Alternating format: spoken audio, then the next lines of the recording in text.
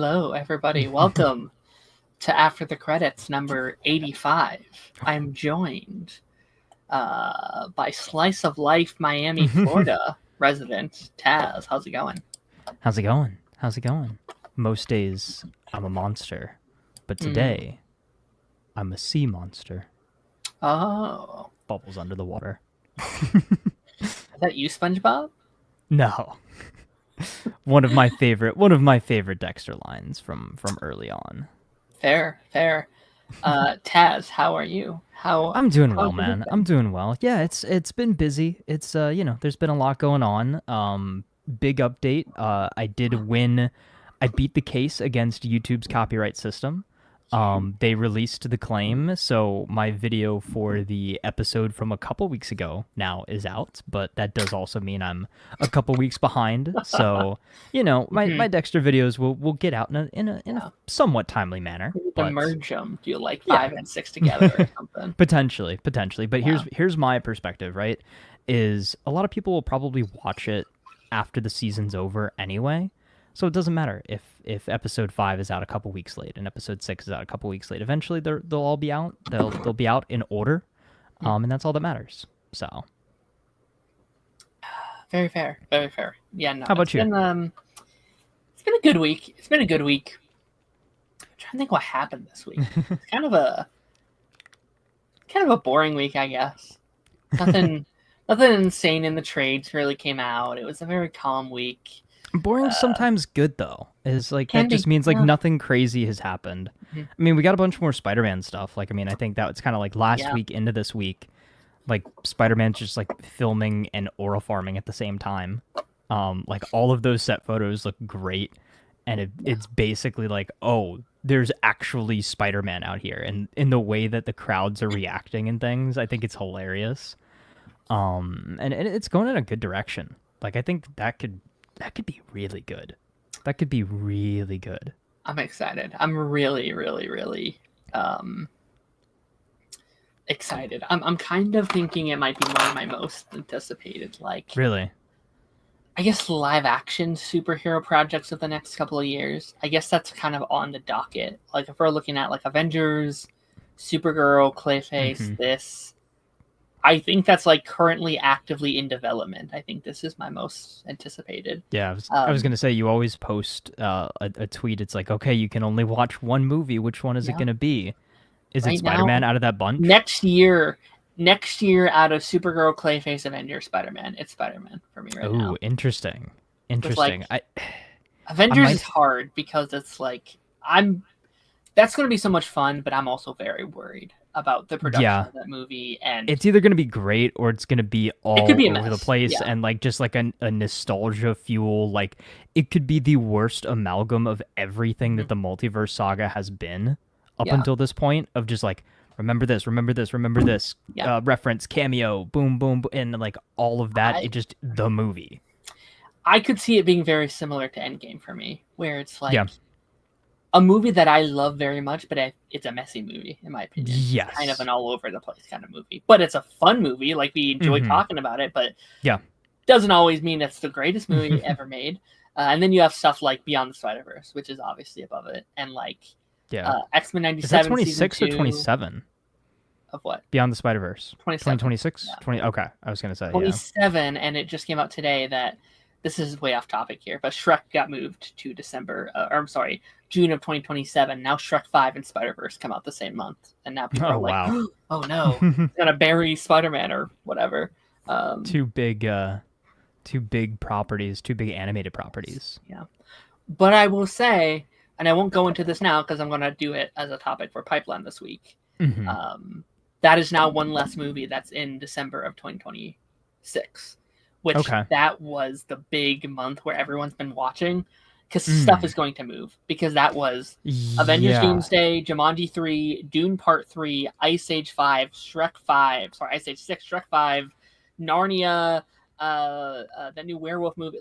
That month is packed, and we've been kind of watching who's going to move. As soon as Avengers moved, everyone's like, oh, I almost wouldn't. Move first? I almost wouldn't be surprised. I know. I think Mando and Grogu is supposed to be April, May release, something like that. May, yeah.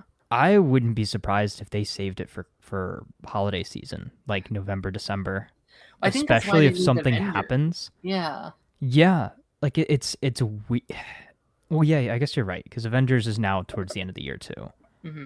So I don't know. I don't know. It's an interesting spot, and I think too is it's all play it by ear, watch the space. Like nothing is set in stone until we're a few months out. But even then, you look at video games and stuff like that. And I know I bring this up all the time, but just because a game is stated to come out at Yeah. this time, we could be a few months before release and it gets delayed again. I think there's rumors that they're going to delay GTA 6 even further, or it's already been delayed even further.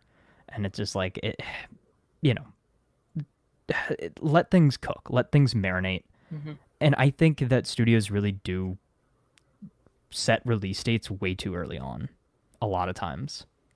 100%. Speaking of release dates, this transition makes no sense. AJ Reviews is here. How's it going, buddy? How are you? I'm doing good. How you guys doing? I am Doing good. well, man. I am good. Thank you so much for joining us. We have obviously been talking Dexter so much on the show over the last couple years, and or not years, couple months. Sorry. It feels like years. As someone who's just got into the fandom, very instantly, I'm like, oh, this guy might be the biggest Dexter fan I've ever seen in my life. I was telling Taz a couple weeks ago. Say that. I was telling Taz a couple weeks ago how you recently had like a Dexter themed birthday party, and I was like, that's the coolest thing I've ever seen in my life. That's awesome, man. That's awesome. Yeah. I can't take credit for it. It was entirely my wife who orchestrated it and planned it for me. I just told her, hey, I have to dress up as Angel Batista for it, but that was my only contribution to it. Well, your shirt does have a lot of La La Passion right now, too. Yeah, it's very it's a very Batista themed. Where's your hat? Department. Yeah. Very nice. Very nice. I have one, but with the headphones, I was like, all right, I'm not gonna go full costume here, but we'll I mean, we'll do the Darren makes it work sometimes. And stick with that. I'm actually saving a Batista floral shirt for Yeah. a little bit later. Mm. I think I'm gonna wear it to his funeral. I'm just gonna leave that little bit there. But dude, this there's a lot to talk about from this week. Yeah, for sure. Before we get into it, I just want to do a little bit more kind of like anything we watched this week kind of prep. I mean, I know you've been very busy this week, Taz, but anything you've watched this week, any TV, even any TikToks, because I know you're very big on the Dexter TikToks that you want to... Yeah, I mean, Dexter edits as normal. Funny enough, something that I've actually been consuming a lot of recently, haven't gotten a chance to play it, but the Final Zombies map for Black Ops 6 came out. There's a lot of fun story stuff going on there. A lot of discourse in the community, as always, because you can never satisfy the Call of Duty fan base, whether that be multiplayer, zombies, Warzone, whatever. And then you've also got the whole Battlefield 6 element. Didn't get to play that beta yet either. But if anybody's into the Black Ops 6 or kind of the Treyarch Zombies storyline, this most recent map has a lot of fun tidbits in it, as well as it sets up quite nicely for Black Ops 7. So I'm kind of in the weird spot where I'm actually kind of excited for it, even though they're doing some really weird things and going in some odd directions. But I'm excited for it nonetheless. Very fun. Very fun. How about you, AJ? Is there anything that you've been watching lately? I know you go to like a movies a lot and you go review a lot of the movies. Any movies that you watched this week that you'd like to shout out or promo? Not promo, but let's just like shout out.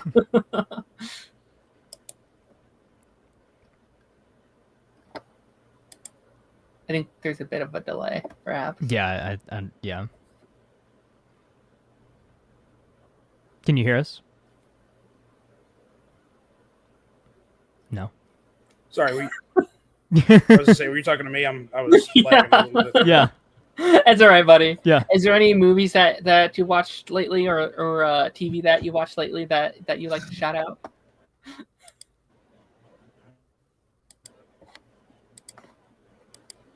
Uh-oh. I don't know. Is it working? It was a big release over the weekend. There we go. It's really good. I think we missed most of that, unfortunately. Yeah. It's lagging a little bit.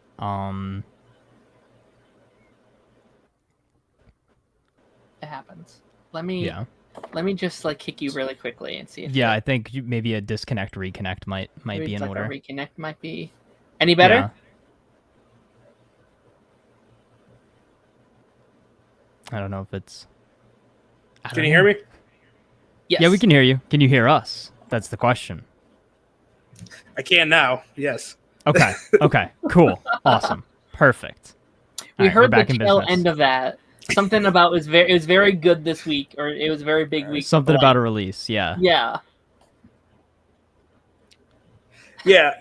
I was just saying. I'm assuming you guys were. I heard kind of what you were saying about asking me what I saw in the last week. Yeah. Really nothing besides Weapons. Obviously, that was the big release over the weekend, which I very much enjoyed. Definitely one of so far my favorite films of the year. Kind of debating where it's gonna land in my ranking, but yeah, I love that movie, and it was one that when I sat on it more and I thought about it more, I felt like I liked it even more. So I'm very curious to see how on like a rewatch, how much more I enjoy it.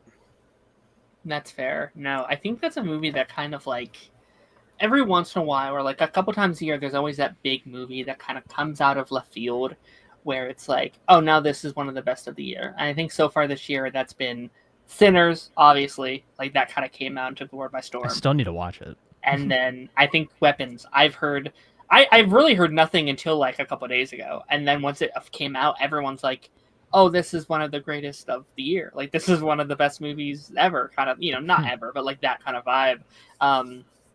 So it's one I might have. I'm not a big horror guy, so I'm not sure if I'm going to go or not. But it's definitely one to consider in terms of the big releases of 2025. Nice. Yeah, I don't know too much about the movie. I've heard a lot of people talking about it, but I don't really know. If you ask me what it's about, I have no clue. I have absolutely no idea. I also couldn't tell you much. I know it's a horror movie, and that's kind of the extent of my overall knowledge about it. And just that's amazing that I hear just the greatest things. Okay, awesome. It's been a weird week for me. Like I think he did. I'm not sure though. Or no, maybe he is here. I think that's just like a reconnecting thing. Gotcha. Okay, no, now he's gone. Yeah, again, I'm in a very weird era with what I'm watching right now because there's everything. I need to be watching everything. I'm not watching a lot, or at least at the speed I want to be watching it. I am. Yeah. I finished the studio because I want to do my. I did my every show I've ever seen stream this week, and I got to add that. I got very high on my list, which was very, very fun. Is there a private chat? He should come back in. Okay, gotcha. The studio was great. Definitely, it's like top 5 of this year for me so far. And Wednesday came out this week as well. Sorry, my brain's all over the place. No, you're good. Wednesday came out this week, which was one of my more anticipated shows of the year. Like I think in our beginning of the year list we did like 7-8 months ago. I think it was like S tier in terms of like the stuff that we were excited for. Yeah, I still need to get on the bandwagon with the show and watch it. At this point, might as well wait until season 2 is all done. And again, I'd like to start some new stuff, but I also know that I need to stay as invested as possible on the Dexter side of things. Yeah. Just to like, let's get through Dexter season, and then we can do other things. Like sure. I still keep getting my brother sending me Supernatural edits, and he's like, "Bro, start Supernatural." I'm like, "Dude, I don't have time for 15 seasons right now." I saw a video. Oh man, I saw a video that I wanted to send to you because I thought it was very fast. I didn't watch it. I just saw the thumbnail where it was like, "Can Dexter survive the Supernatural verse?" Where it was like Dexter going through all the like supernatural big bads and stuff that they deal with throughout the show. Oh, interesting. And I was like, "That's so fascinating." I thought that you meant like, could it survive past 15 seasons? Perhaps, but I think it's like I didn't watch the video, so maybe I'm way off base. But like from what I imagined was like, you place him in the spot of the Winchesters, and can he go through what they did throughout the show, and can he survive the vampires and the gods and the demons and the warlocks? Well, I mean, again, in the books, there's some more. There's actual like supernatural elements and stuff like that. The Dark Passenger is actually like a supernatural entity in the books. Yeah. Which again, I still have it saved. I'm very excited to go through and see what the book versus show differences are and read through those with you again. Fun. I think that could be a whole stream in and of itself. Fair. But yeah, no, I thought the first episode of Wednesday was fun. I liked it. Yeah. I need more. I think it's just been so long as well, though, that I'm trying to like. Yeah, how many years between seasons? 2022 was the last drop of episodes, so it's been about 3 years. Okay. Because Jenna did Scream movies and Beetlejuice 2 and whatever other movies and shows she's done in the last couple of years. Plus, writer strikes really pushed that back. Mm-hmm. Yeah. Alan, have you done any of the Wednesday stuff yet, or has that not been on your radar as much?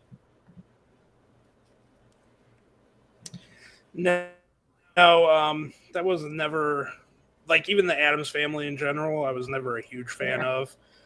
Big fan of the 90s film, but even she has not gotten into the new TV show, so fair.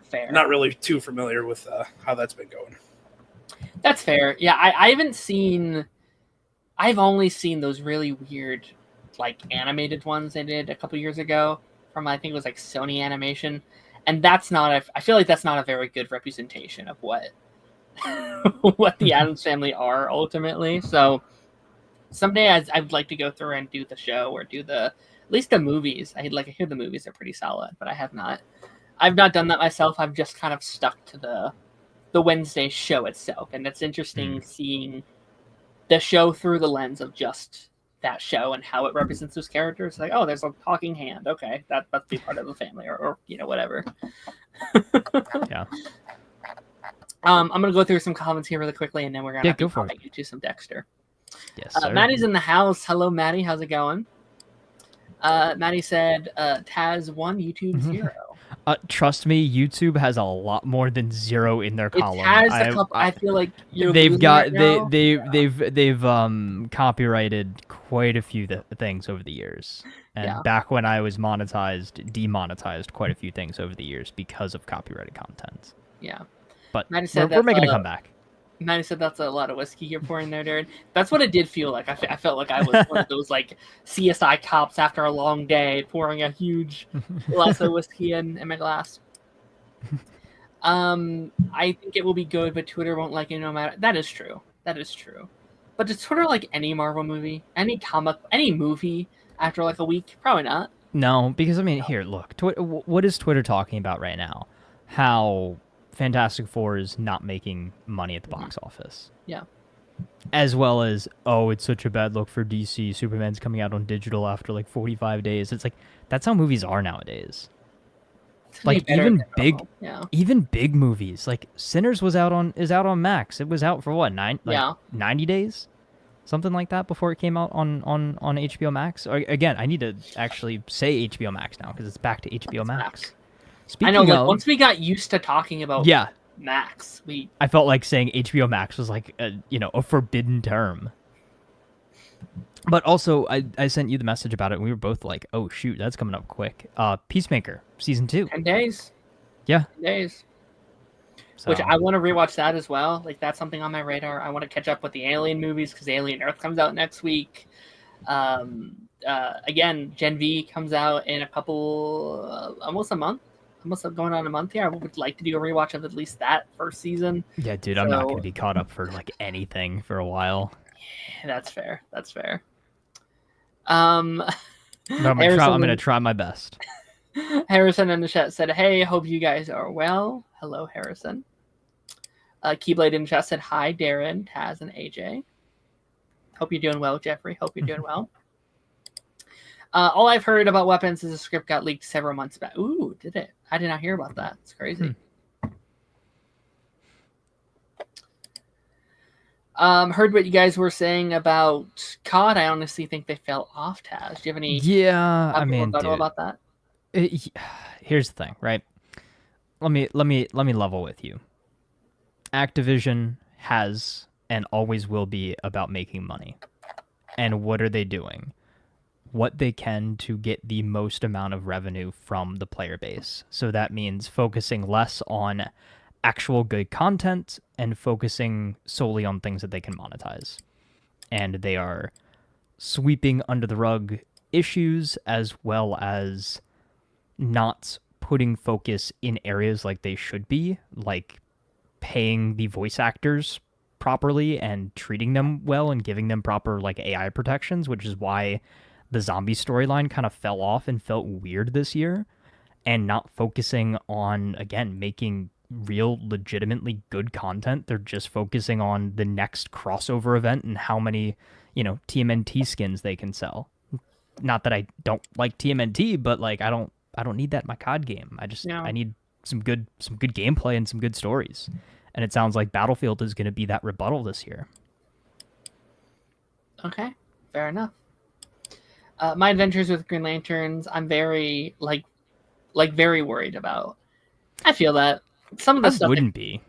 I mean, my adventures with Superman, it was great. So there were some things that came out today, some character stuff that came out today that people were a little worried about. What was it? I don't know. Was it the singing thing? There was more stuff. Like they confirmed a bunch of the characters that are going to be in the show and love interests and some stuff about the comic stuff, which I can't speak on because I don't know the character from the comics as well as I should. So I can't be like, that's not like the comics. Where it's like I'm not versed enough to answer that. But I mean, Jessica Cruz is a fairly new character anyway. Like I think she just started with Rebirth, so there's not a ton to pull from.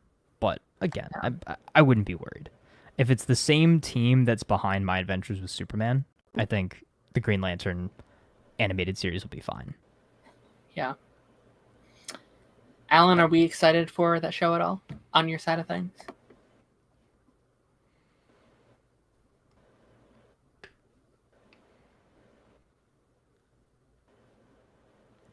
Signal's a bit haywire today. Yeah. I just wanted to add him into the conversation is all. Let me answer this and then we can dive into some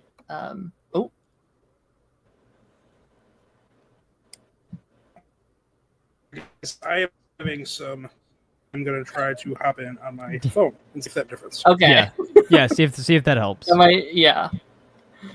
See you in a second, but I feel bad. Darren, do you think we will get a different set of colors for the reboot Power Ranger series? Power Ranger question. Yes. I don't know if you're just asking that because we literally just talked about that on Ranger Nation tonight. I would very much like a new color set. I want screw the basic, just like Mighty Morphin power set. Give me orange, give me purple, give me light blue. Okay, ideal first five. I want the RGB Power Ranger. So he's just like a Razer keyboard and he just like lights up every single color. Okay, here's my pitch for the first five. Give me red, give me light blue, give me green, give me purple. Okay. Let's do white. That feels like a very unique lineup we've never had. Yeah, that's before. Interesting. Give me purple. Purple is so underrated, man. Purple. Dude, whenever they do purple, I'm fucking hyped. Dude, look, my room is purple. So my room is purple. Purple's XLR cable's purple. Come on. They only properly really did it maybe 2 to 3 times, and every time they do, it's my favorite color. It's so good. Okay. Can you guys hear me? A lot better. Yeah. Let's go. Yes, thank God. I was getting nothing that you guys were saying that whole time, but then you guys kept asking me stuff, and I'm like, oh no. I wanted to include you in, but I wasn't. I was like, is he there? I don't want to just cut him off from the conversation. But no, we're good. We're good now. Very good. Very good. And just in time too, because we are officially about to hop in to some Dexter Resurrections. Now, me and Taz have been gamming and gapping about Dexter for the last. What is now? This is our week 5, but episode 6. week 5 of Resurrections, and then we did like 10 weeks worth of Dexter previously, going through the original show. We've been having a very good time. Now, Alan, tell me a bit of your history with Dexter. Tell me when you started watching it, when you kind of joined the fandom. What's your kind of general thoughts on the franchise, just to kind of get your taste? Yeah, so I am actually a newer fan, even though cool. I love this, this series so much. I literally started watching it last year on Thanksgiving. I remember specifically. Oh wow! I had been seeing like millions of TikTok edits. It was always a show that was on my radar, but it was just one that I never got around to watching for some reason. And I kind of fall into the same idea of like what I liked about the show as a lot of people. I thought the first 4 seasons are some of the best television, that you'll ever see. The back half of the show got pretty messy. The writing was kind of all over the place. Sure. A lot of characters got assassinated. In my eyes, I thought that the spinoffs have been mostly good. I liked New Blood, hated the ending, and I loved Original Sin. And so far with Resurrection, I think this has been a return to form. I believe that putting it back into like a major city kind of gives it that vibe again, where there's a lot going on, even though it's not Miami. It kind of gives it its own, unique and distinct vibe that was a lot better than New Blood. I feel like too the humor's back, right, in Resurrection so far in these 6 episodes. That dark humor that Dexter has. So yeah, I know I'm kind of rapid firing here, but no, you're good. Yeah, so far what I've just loved that what we've gotten in these first 6 episodes so far. Some things that it's not perfect in my eyes. I feel like some of the storylines have kind of been a waste of time, and I know we'll probably get into some of that here. When we talk about episode 6 specifically, that kind of to me was the prime example of what I love about this show and don't love. But yeah. So far it's been great. I've really enjoyed these 6 episodes so far. Yeah, no, I think we echo most of that. I won't say 100%, but yeah, I think we're in agreement that like first 4 definitely the peak.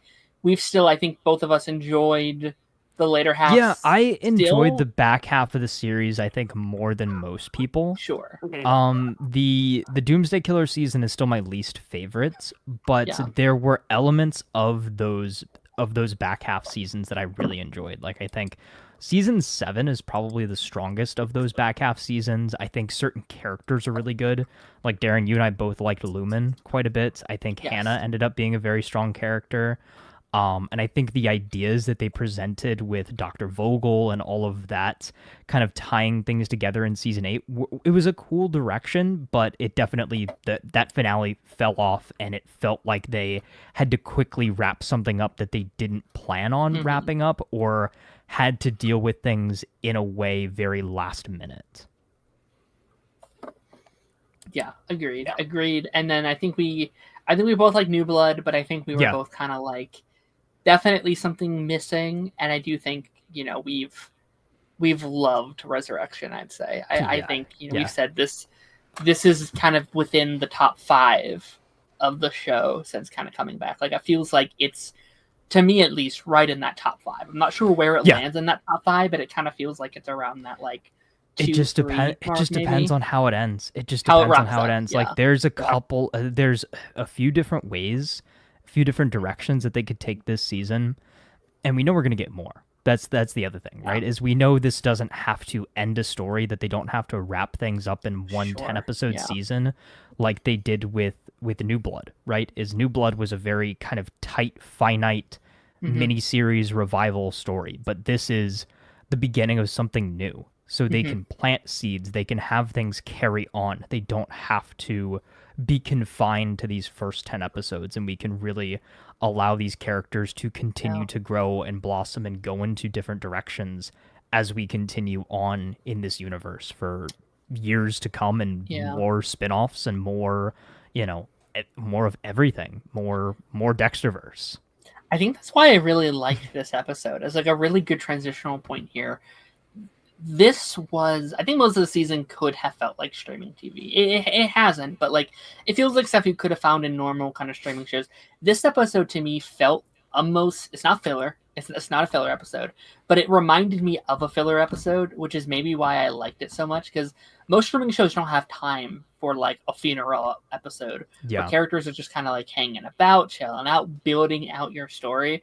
And there's something so refreshing to that a lot of modern shows do not have the time to do. I think I miss characters just being able to like, all right, let's see where they're at. Let's kind of slowly build where we're heading for the back half of the season and letting us explore where like what we're going to do. And I feel like there's characters just kind of like hanging out this week, and that was like kind of really fun to me that I've kind of missed in like New Blood did not have time for that. New Blood did not have time for Dexter just to be like, I'm going to a funeral, guys. I'm gonna chill here with people. Like they didn't have time for that because they had deadlines, they had things to do. So I thought that was one of the funner aspects of this week's episode. Yeah, I'll echo that a little bit. As I think really these last two episodes, episodes 5 and episode 6, really work together as kind of one complete story. Like they really tie into each other very well in a very similar way to how episode 1 and 2 were paired together very well. Episodes 3 and 4 were paired together very well. And it's almost like you see that theme throughout the season is it's almost like little 2-episode pairs or little 2-episode mini arcs, I feel like. And then we're going to be going into this next little mini arc for episodes 7 and 8, and then the finale arc 9 and 10, wherever we end up going there. I think you will be able to look back at this season in retrospect and say, okay, this is how we kind of divide the storylines of the season. And I actually really like that. I think, in certain shows, there are definitely times where you can see like, okay, well, maybe we're at the mid-season. We got to slow things down a bit just so we can drag it to those 10 episodes. And that's not at all what they're doing here. Like you said, these are not filler episodes. These are more so bridging episodes. I like that term, right? They are bridging the gap. We had this really big rising action, right? And then now we're just kind of leveled off here. We're kind of getting used to the new status quo. We're kind of getting used to all of these character relationships and character interactions and seeing where each of our main focuses stand on certain topics. What's Harrison thinking? What's Dexter thinking? What is Prater and Charlie? What are they thinking about? What is their position on a lot of things? What's going on with Batista and what's going on with Detective Wallace and, the other detective? And, how are all of these storylines intertwined and how will they all converge eventually? Because we know that they will, and we've seen those things happen and we've seen those things converge already. Like the whole Ryan Foster story converged with Dexter's story, which converged with Prater and Lady Vengeance and everything last week. And this week is the big fallout from that. And I think, again, we go in a really good direction. So... How about you, Alan? How did you feel about this episode 6? Because this definitely did feel like your kind of mid-season point. It definitely did feel like let's transition for the final 4. Like, let's be setting up what we're going to be going into in these final 4. Yeah.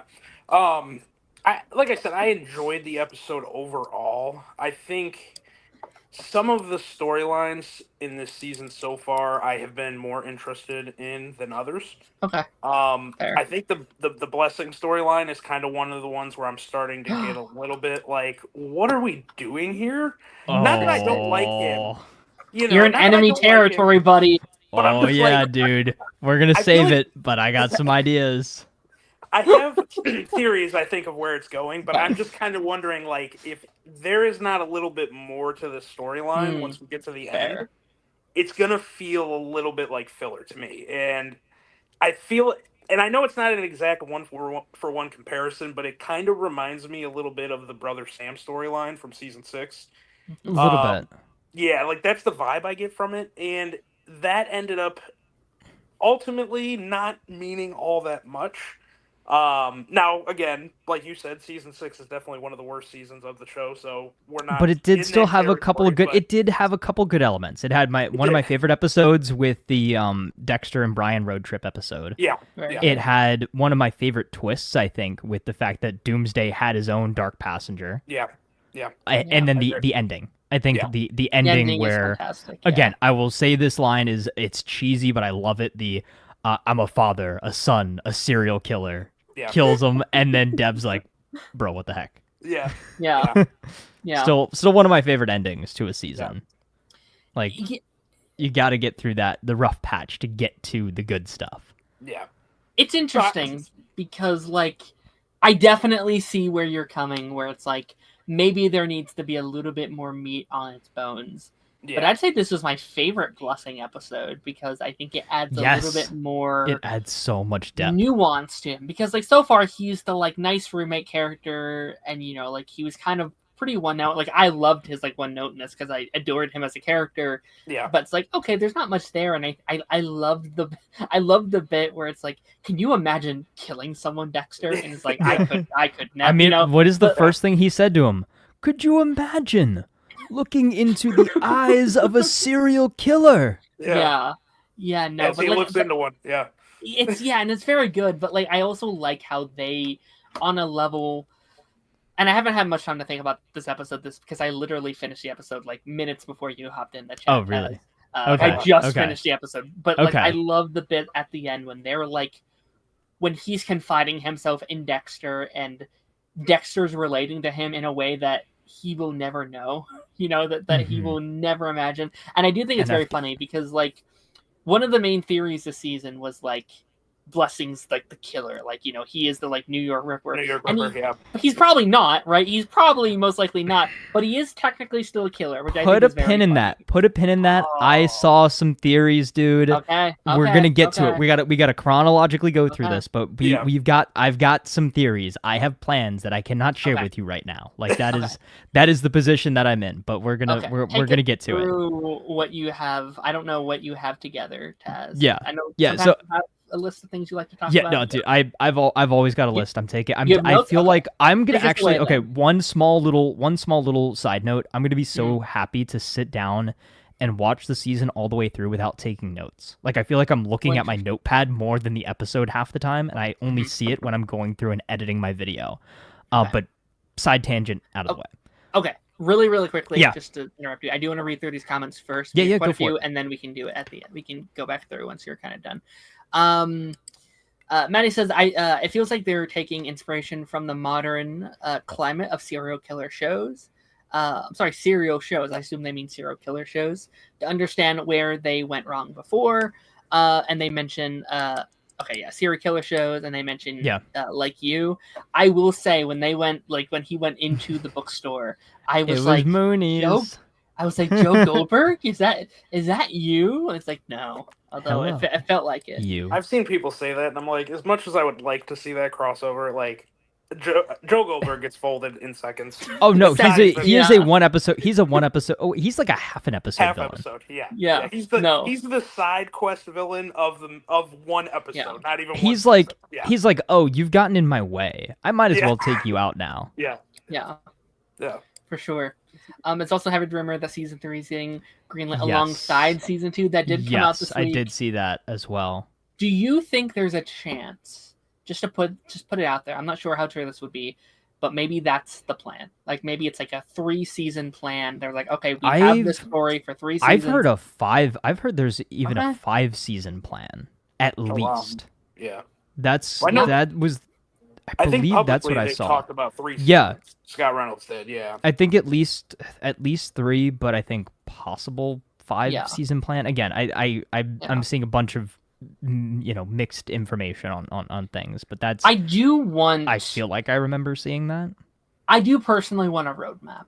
Right, I don't necessarily want them aimlessly doing seasons for the next 10 years. Like, do you want a Paramount press conference where they're like, okay, this is the Dexter timeline? No, but I want when they pitch the show, I will have hoped they're like, okay, this is a show people are very passionate about. We are bringing this back to get it right. I hope they had a ending planned when they brought it back, because I do think you have got to get it right this time. When you don't get it right the first time and you bring it back and you do it again, and a lot of people still didn't like how it ended, I think you have to be either one, like we've pitched, literally never end it. It goes on like Grey's Anatomy style for 27 seasons, where you find a point where it's like, okay, this is what we want to do that we think people will be happy with.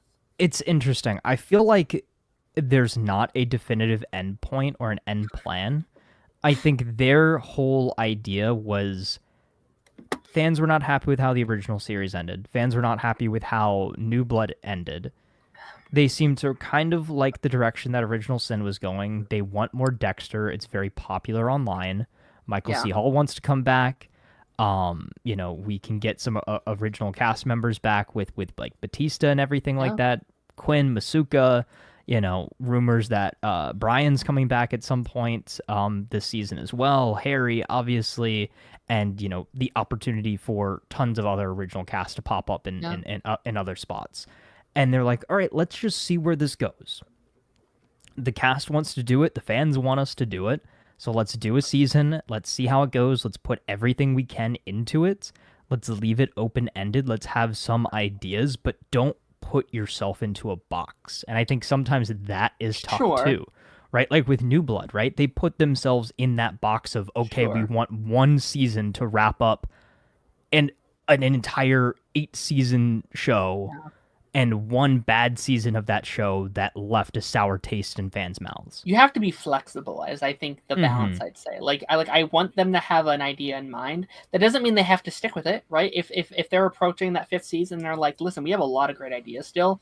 Maybe pivot, maybe do it if it's in the best interest of this cast and this crew and the story of Dexter. Then again, I'm okay if you do 10 more seasons. As long as it makes sense within the character and what they're doing here.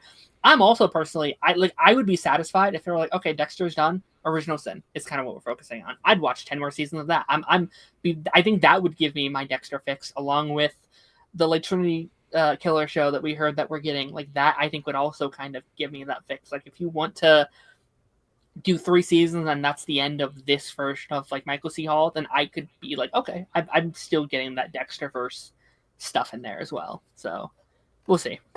I don't think there's an inherent issue with having an endpoint. I would actually prefer them to have it only because of how the original show went. Yes. I think New Blood's inherent problems was they did have an ending for New Blood, but the execution of getting to that ending was just completely botched. Yeah, it was I enjoyed New Blood for 9 episodes, and then episode 10 just rushed everything that it possibly could have, and it was, to me, part of me, even though I enjoyed New Blood as a season more than season 8, I feel like the ending was worse. That was so unholy satisfying that, I don't know, when I look at how they're doing, a part of me in what they've said feels like they do have an ending in mind, right? But like you guys said, that they want to be able to remain flexible, so then that way if they have all these, good ideas to keep the show going, and the actors still want to do it, that they could keep going. Yeah, 100%. 100%. Let me speed run a couple through a couple more of these. I'm thinking it's going to be a good end. Maybe not for me though. LOL, the Harrison character. Talk about the season or the whole show. I think partially the season, but partially the character as well. Yeah. Again, I think. I will still put this out there. My theory still stands. I think Harrison is going to be the one to kill Batista, whether intentional or not. Agree. I think that it's like poetry. It rhymes. Batista gets too close to something. Yep. Dexter is not the one to pull the trigger, but somebody close to him ends up having to do the deed in order to protect Dexter, whether they wanted to or not. And then it mirrors Deb. And they even mentioned how much Harrison is like Deb this week. Yeah. And that is almost the final nail in the coffin of La Passion. Yeah. and you know what though? Also I think there could be something really cool with Jamie as well. Jamie comes back into the picture to visit or maybe for the funeral. She meets up with Harrison. Yeah, and there's a picture that she posted. There's a picture that she posted that she was with one of the Dexter creatives again. Yep. There's some yeah it's gonna be rough. Short car said I agree with Alan. Blessing storyline seems like it's going nowhere. If they make him the New York Ripper, they're going to lose me.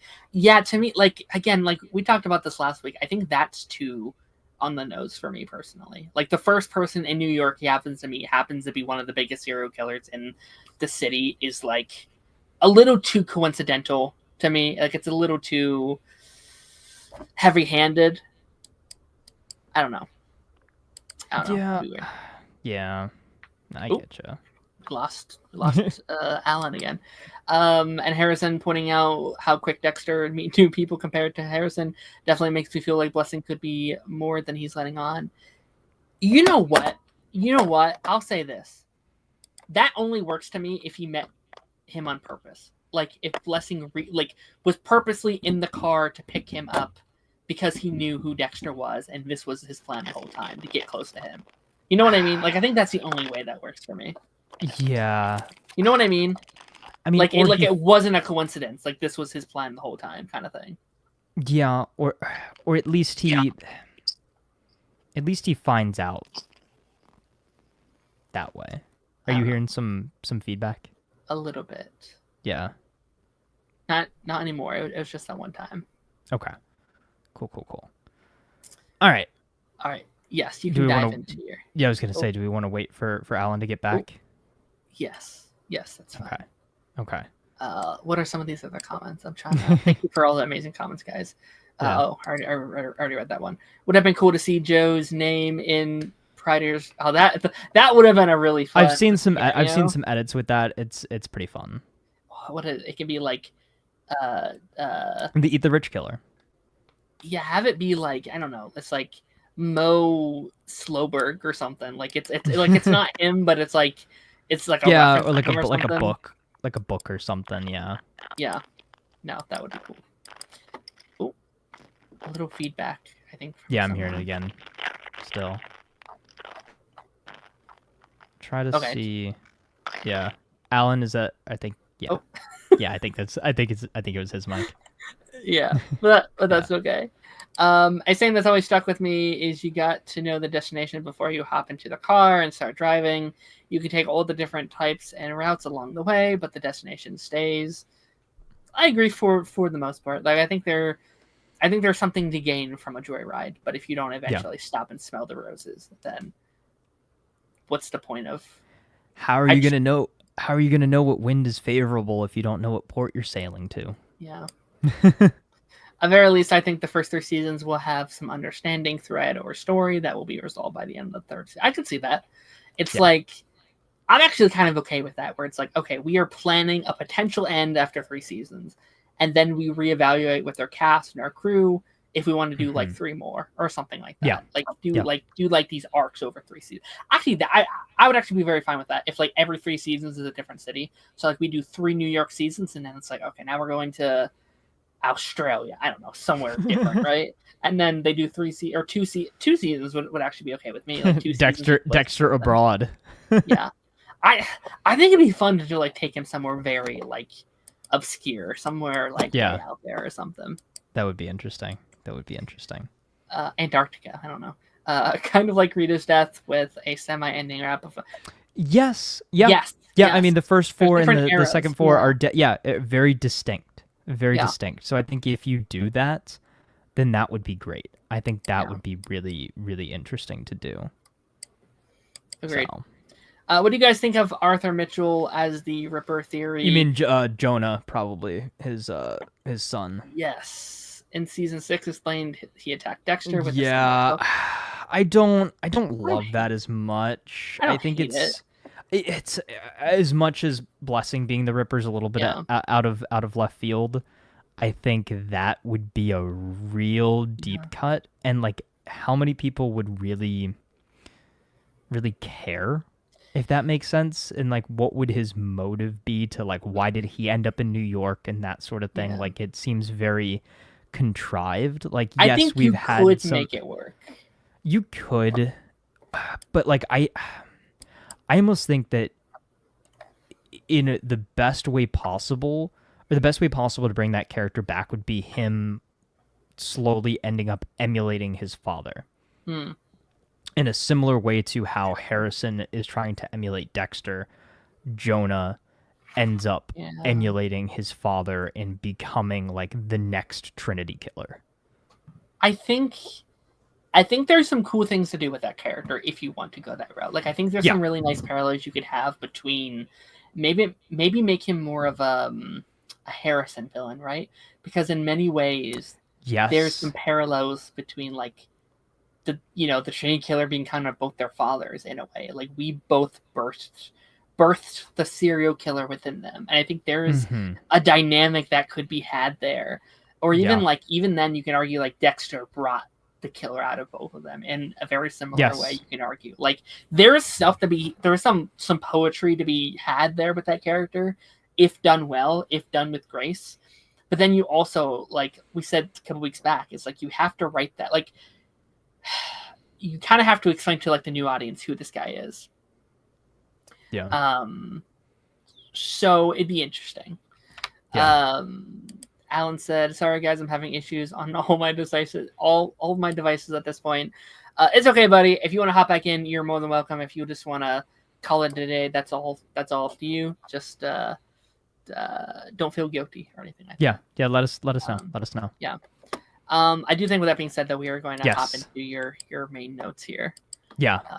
So yeah, let's just jump right into things. So Dexter Resurrection, episode 6 of season 1, titled Cats and Mouse. I thought it was Cat and Mouse, but it's actually Cats and Mouse.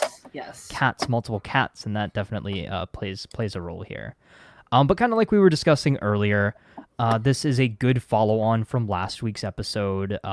Episode 5 ended with Dexter being able to frame Mia or Lady Vengeance for the murder of Ryan Foster, effectively kind of clearing Harrison's name in a lot of ways, trying to get some of the heat off of him, but also eliminate one of his adversaries in a lot of ways as well. Because obviously throughout last week, we do learn that Mia is not as code dependent as Dexter is and that sort of thing. So that's kind of where we leave off last week, as well as Batista's investigation into Dexter and into Harrison kind of ramping up as well, and that all comes to a head this week. But sort of the main plot, sort of the A plot here for a lot of it is the funeral for Blessing's mother. So that's kind of where we start things off here. It starts off on a fairly somber note. Blessing comes out and tells Dexter, "Hey, my mother Prudence has just passed. We're gonna have a wake.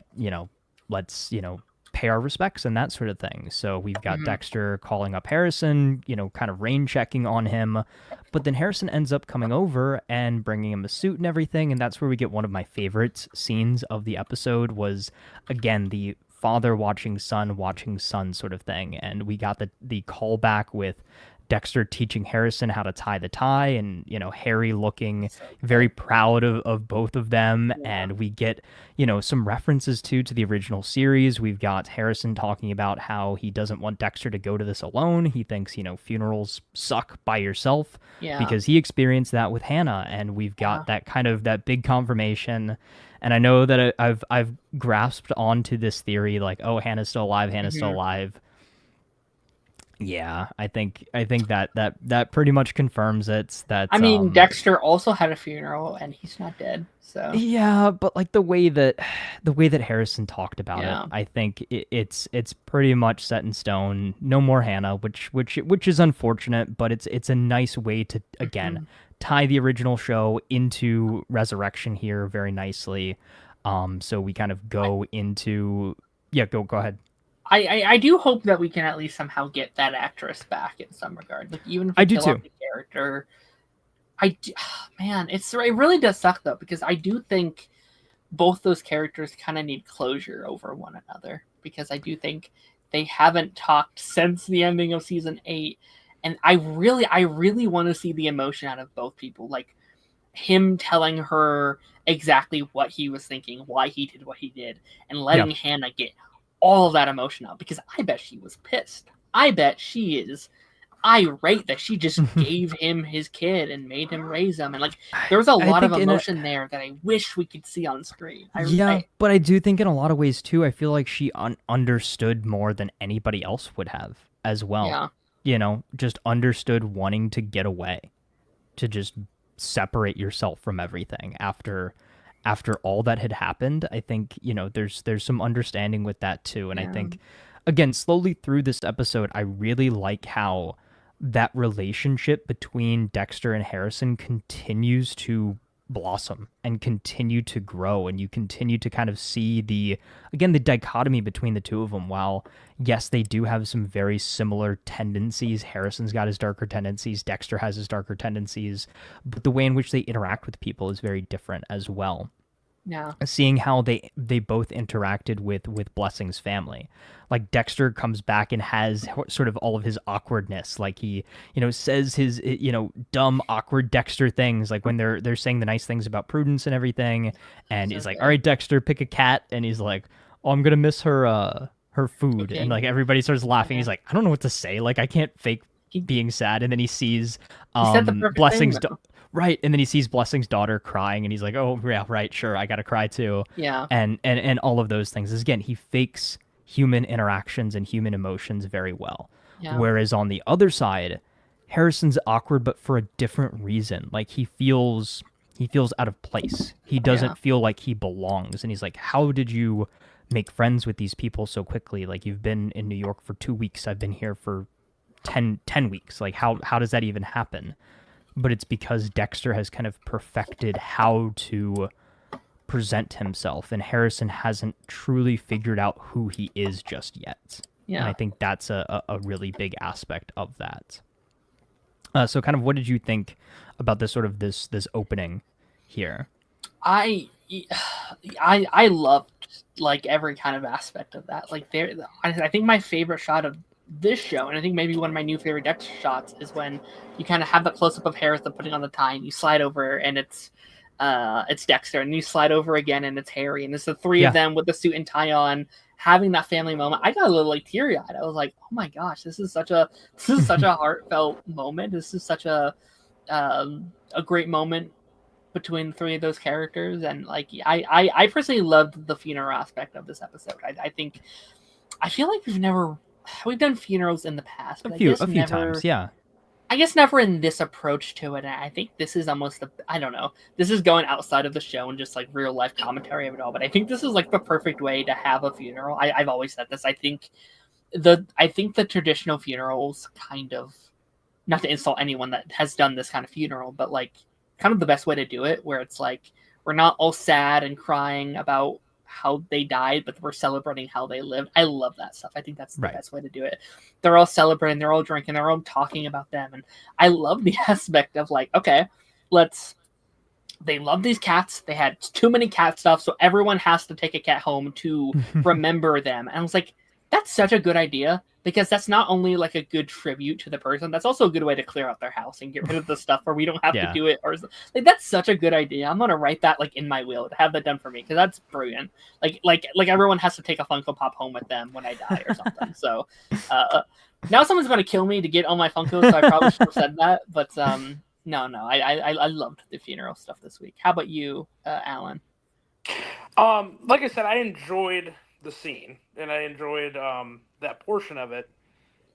I just again, it's like until we get closure, until we know where this is all heading, I think I'm like, well, if it ends up amounting to nothing, was it really necessary to spend half an episode doing this? Right? Like I think yes, for the emotional character building side of things. I think it's to show Dexter that it's okay to have emotions. Yeah. I think that's the biggest thing, right? Is to show Dexter how important family is, and that it's okay to let your emotions out at certain points. And I think that that's something that he has to now teach Harrison, is because he himself learned from Harry how to bottle up his emotions or to fake his emotions in front of other people. But I think that is what is causing the most stress for Harrison currently, with him having to hide everything that's going on, with him still bottling up all those feelings and all of those emotions from killing Ryan, and from later on in the episode having that vision of wanting to kill the landlord and things like that, as he thinks that he's becoming like his father.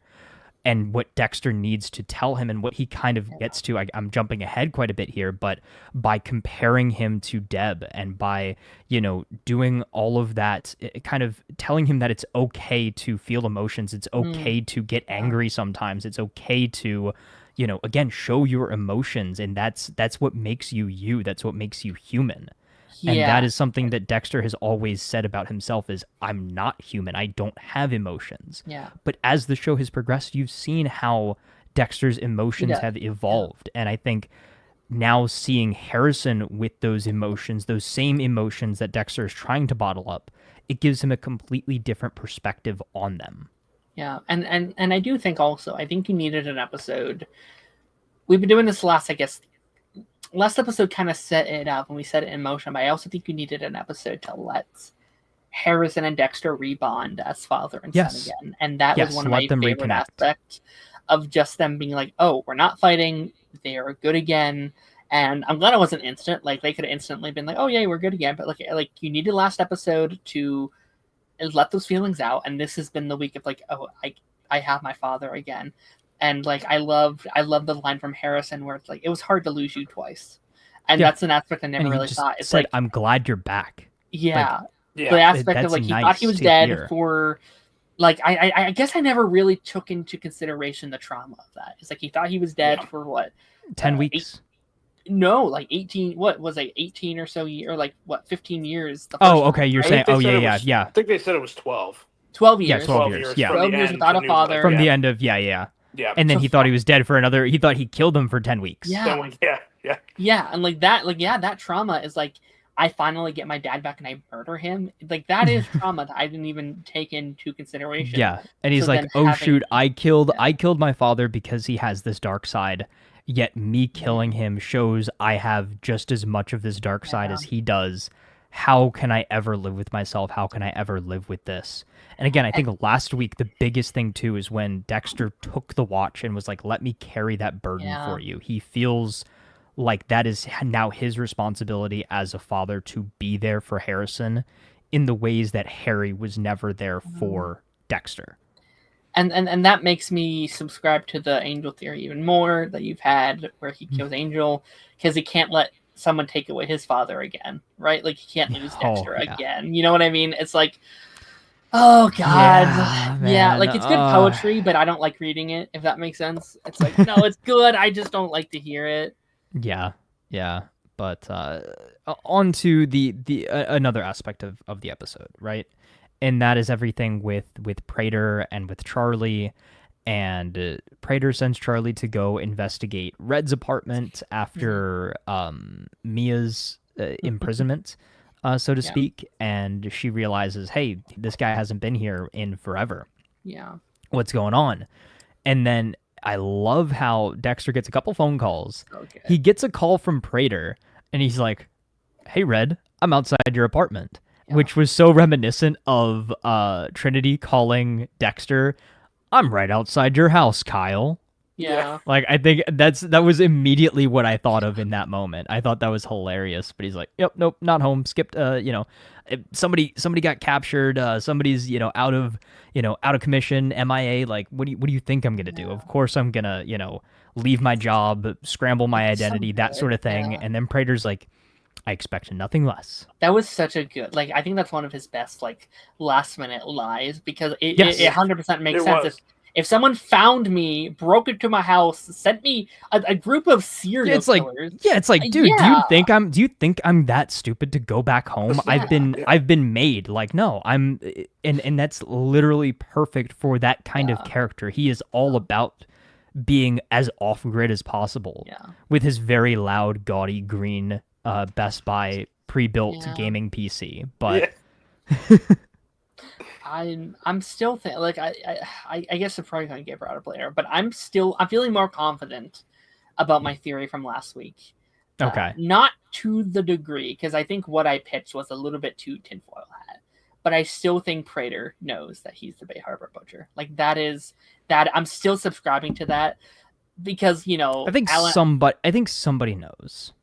I went a little tinfoil hat last week where I'm like, the only reason he does what he does is because of the Bay Harbor Butcher, and he created this whole thing just for. I think that may be a little bit much, but I do think he's maybe using this group as leverage, and I think he maybe likes what Dexter is doing. I think that's going to be the reveal. Is we are worried that he's going to get to Dexter because he's being too obvious about this and he's killing them off one by one. I think that's. But it's almost.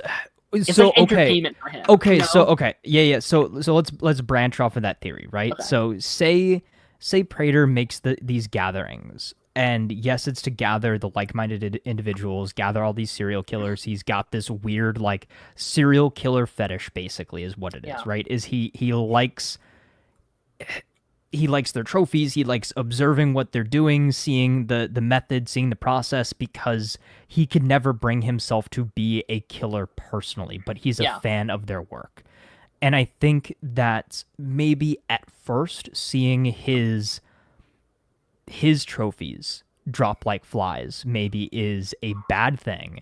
But then he's like, oh, maybe it's like survival of the fittest. Like, if there's exactly the serial killer Hunger Games, if there's another killer that is killing off these other high profile killers, then why would I even want some of these other people in my exclusive club? They're not good enough. They can't hack it.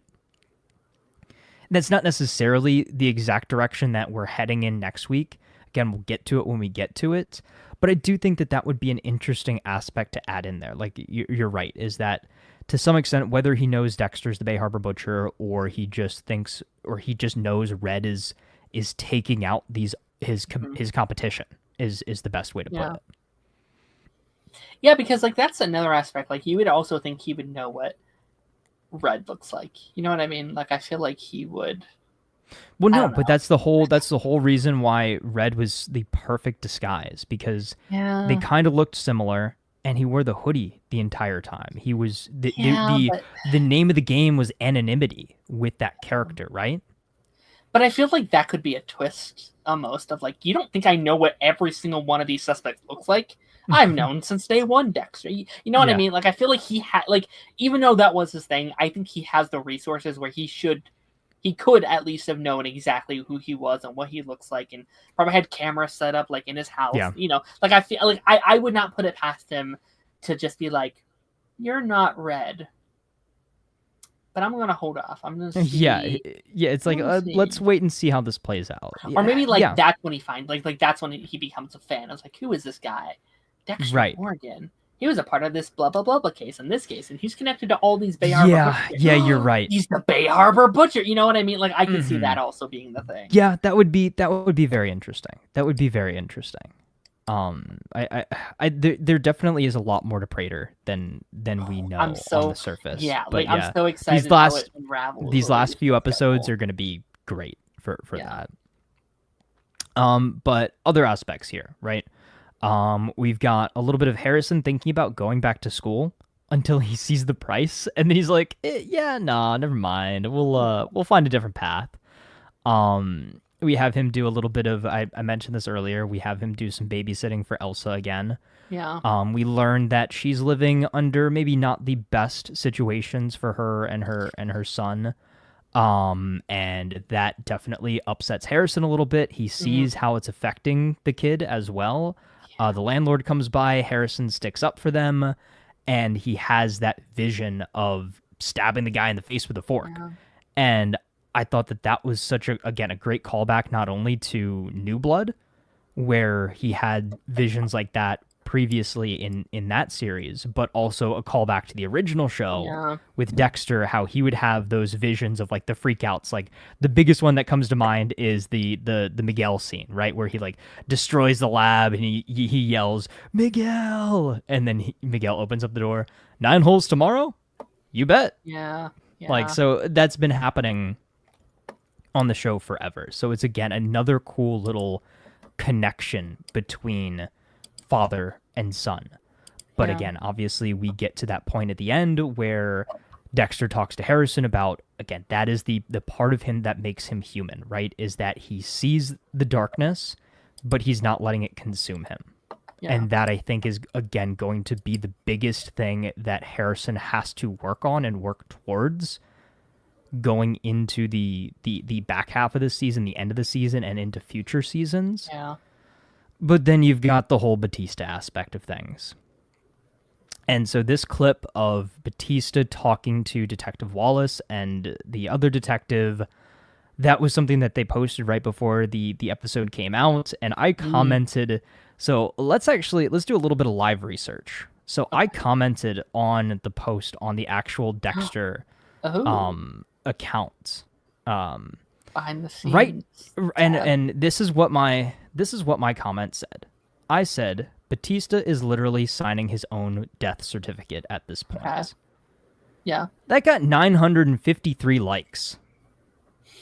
So almost 1,000 people in the Dexter comment section agree that Batista is sticking his nose somewhere it shouldn't be. Yeah. He tells Detective Wallace about his theory. He literally name drops Dexter, Bay Harbor Butcher, and Harrison Morgan. And I love how when he's like, oh yeah, and his son Harrison, and Detective Wallace is like, oh, I know Harrison Morgan. Like, okay, you had me, you lost me, and then you got my attention, right? Yeah. Like now I'm listening. Like I titled the Dexter part of the title. I said, did Dexter Resurrection ruin Angel Batista? Because I've heard this criticism from people so far, that like they've made him annoying, they've made him blah blah blah. I don't think they personally made him annoying for me. I think he's just opposed to the main character. And I think anytime you do that, he's gonna come across as annoying. This is the entire point of his character right now. This is the exact same thing. It's the exact same thing that they did to LaGuardia, right? Yes. And they explained it in this episode. He references the New York Ripper case when he's talking to the two detectives. He's like, did you ever have that one case that always bothered you, that one unsolved case that you could never get off your mind? Points to the New York Ripper case. The Bay Harbor Butcher is that case for me. Yeah. Literally, his ex-wife died investigating the Bay Harbor Butcher. His friends have died surrounding it. Dokes, Deb, countless other people in his life have been either uprooted or killed in pursuit of the truth. Dexter has, left a trail of bodies, so to speak. Yeah. Alan says, I agree with Taz. I believe Batista does not make it out of the season. It does not ruin the character for me, though. This is the most natural progression of the character.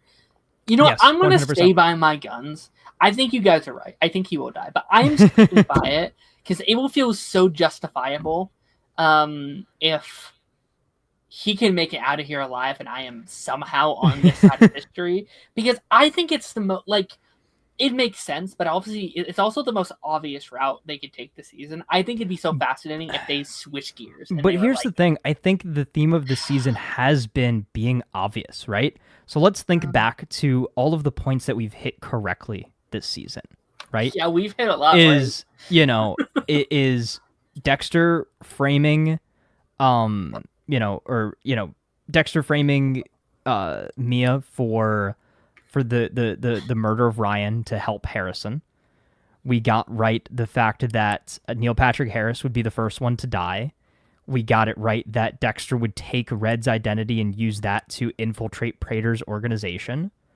And then also now this week, the other big piece of the puzzle is the Gemini killer. Yes. That there was more to the Gemini killer than meets the eye. No, he's not an Autobot or a Decepticon. But there's more to the Gemini killer than meets the eye. So back at Prater's place, everybody gathers. Fun reference. I don't really know if this was necessarily a reference, but when he walks in, Al tells Dexter, oh, hey, nice get up, James Bond. And we have young Dexter who is playing James Bond in the new 007 game. Was that a reference? Maybe, maybe not. I don't know. I think that's kind of fun either way. But basically, there's a big meeting. Prater gathers the remaining killers and is like, hey, Mia's in prison. Lowell is MIA. We gotta lay low. We gotta kind of, stay out of the spotlight, do our thing. And don't worry, just stick close to me. Yeah. Everything's gonna be fine. He then sends Charlie to kind of help take care of things. Charlie goes and finds a fixer, I guess is the best way to put it, pays him off, and then that is an aspect that comes back towards the end of the episode as well. But before we get there, let's talk about the big cat and mouse game of the episode, which is, of course, Dexter investigating Gareth, a.k.a. the Gemini Killer, finding out his MO. He kills in pairs, that sort of thing. He follows him to a bookstore, which this is the bookstore that we mentioned that looks like Mooney's from You. Gareth goes to the serial killer section, opens up the book, throws a bookmark in there. Dexter opens it up, and it's on the Gemini killer section, right? So he learns a little bit about Gemini, and then he's curious, so he flips to the page about the Bay Harbor Butcher, and he looks so disgusted when he turns to the page and sees Dokes' picture there. Yeah. But in the same vein, Harry seems so proud that his son has like made it into the book. So I thought that was a really funny kind of like, dichotomy there. There was that one edit that seemed so real to me. Yeah. Maybe you sent it to me, maybe I sent you, I don't know. But like he opens the book and you have surprise motherfucker, and then it like transitions to the, and like I thought he was like really in the episode. I thought when he opened up he like saw him in the book or something, like that'd be funny. in his head, and like when it didn't, I was like, oh man, I wanted to hear it again. I wanted to hear him say it again. But no, that was. But that's. I mean, I assume you're waiting to the end to mention it, but like I do think that's a very good twist. Is like, he kills in twos, and it's like, okay, that makes sense. Yeah, that's cool. He kills in pairs, but why? And that's such an interesting, like, I assume they're twins, right? So yes, and then so also too, there was a tweet that I saved from Scott Reynolds. He is somebody that posts a lot from the set. He's a writer for Dexter. He posts a lot of behind the scenes photos. I think he might be the main, like, correct me if I'm wrong, chat, but like, is he? I think he's the main writer. Like, I think he's the guy. That like the main guy. But basically he put out a tweet. He said, "I've been asked about Gareth's twins' name, and the answer is Gareth. Their mother named them both Gareth, part of their damage. So I guess 2 Gareths are better than 1. Hashtag Dexter Resurrection." Very fun little tidbit of information. Yeah. But yeah, like this was something, again, that we've been building towards. This was something that I had thought since the beginning.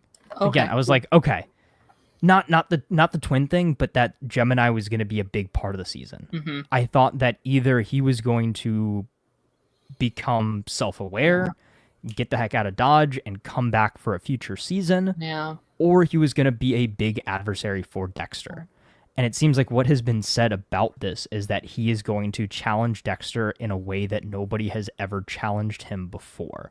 Yeah. Dexter thought that this was very straightforward, right?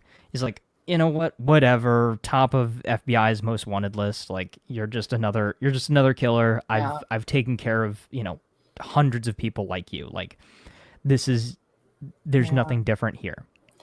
I love how when they go back to the house, or when Dexter goes back to his house and Gareth shows up and everything like that, he's like, oh, let me make you a drink and all of that, and he puts the M99 specifically in his cup because he knows Gareth is the kind of guy to mistrust him, so he's going to then have them swap it.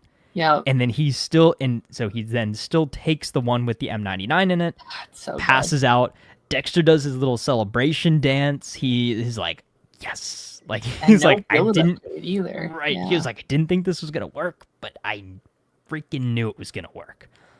And he got him literally makeshift table, nothing special. Literally, he didn't even do any of his normal ritualistic things outside of taking the trophy.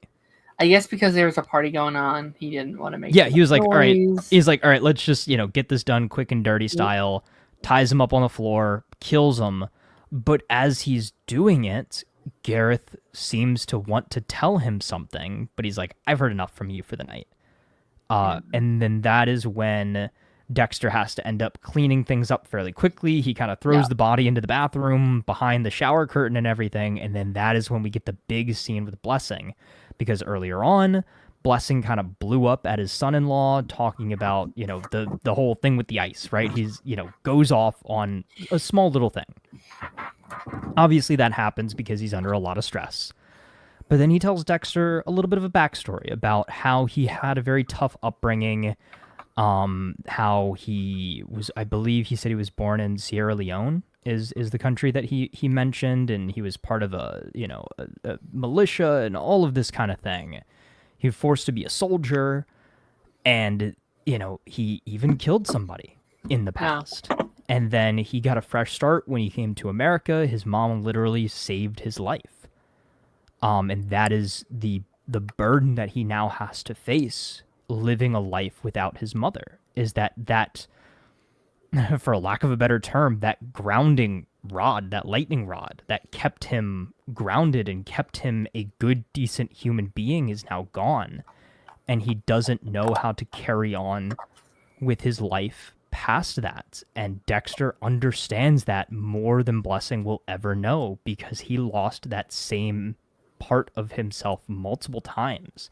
He lost Harry, then he lost Rita, then he lost Deb, then he lost his son for a while, until eventually reuniting.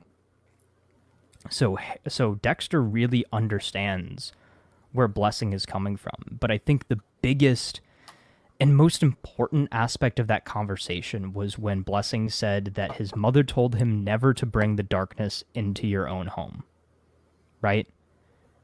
What has Blessing done? He has invited Dexter into his house. I love that line so much. Dexter has brought the darkness into his house, but Blessing brought the darkness into his house as well.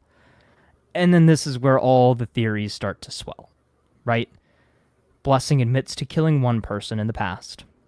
Dexter has done this before too, right? Where he's like, "Oh, I've killed somebody," or like, a small little thing, right? Is you tell a little bit of the truth to get people on your side.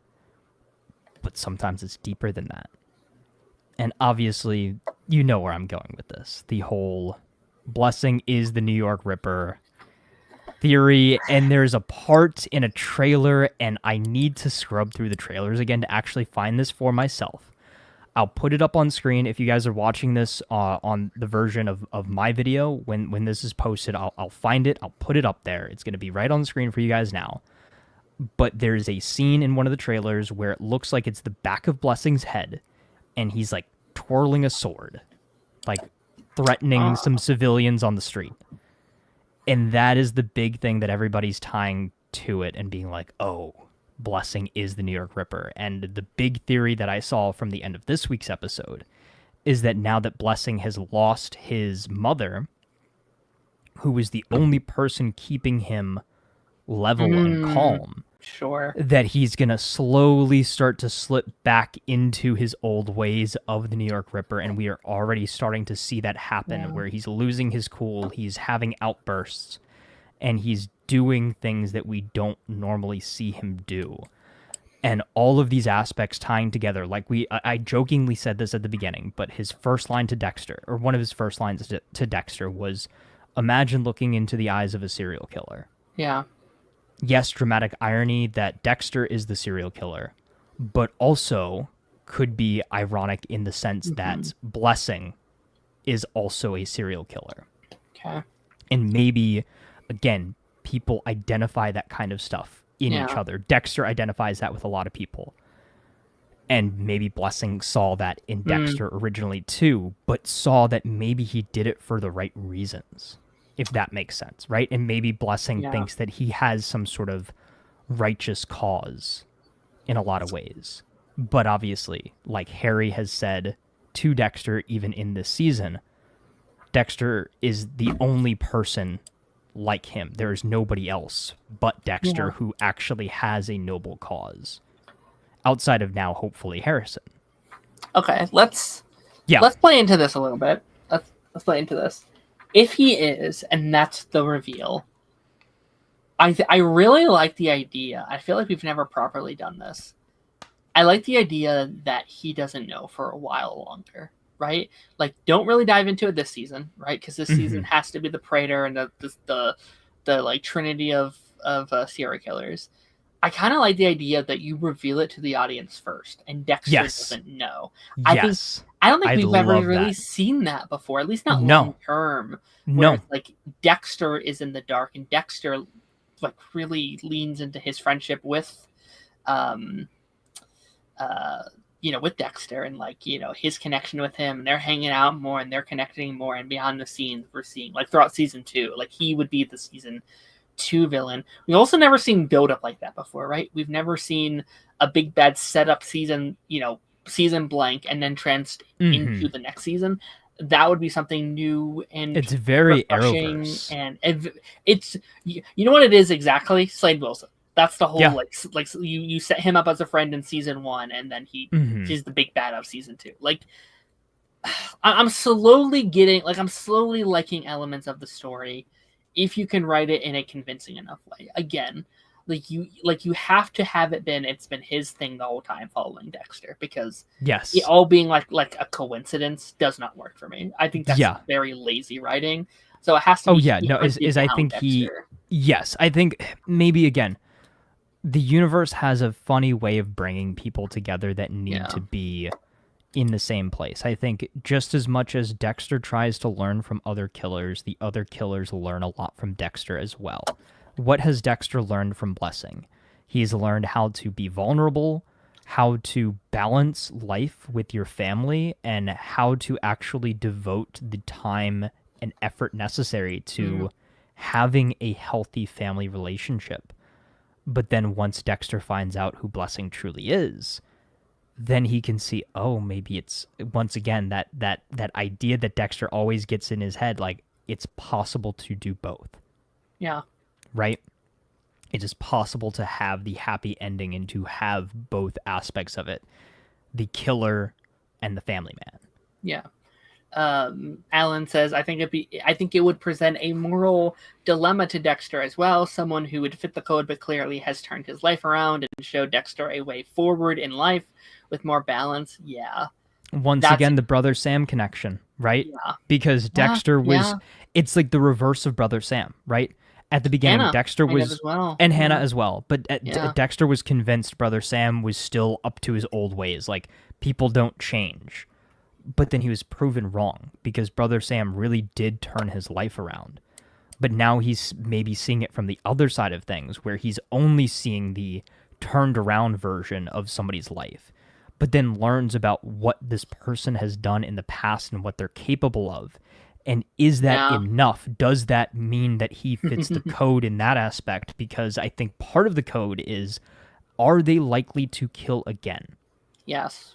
Right? So is Blessing likely to go back to being the New York Ripper? Is he going to kill again? Or is he going to be able to fight his own darkness and his own inner demons and continue on the morally just path that he has currently gone on? And again, I know how I like how I'm talking about this like this is 100% fact, like it's Blessing as the New York Ripper. Who knows, it's probably Detective Olivier or whatever his name is, right? Like it's probably something silly like that. But this is fun to speculate on. This in a lot of ways is the Tommy Merlin is Prometheus theory, right? Like it's that kind of wild and ridiculous. Coded. Yeah, it's that ridiculous, but that's what makes it equally as fun to talk about and to speculate on. And it's so interesting because we haven't even seen the character. It's just like a name that's been dropped in the background. Like it could be no one, right? Like they could never. Yes, and I love how the fan base is just blowing this out of proportion. Yeah.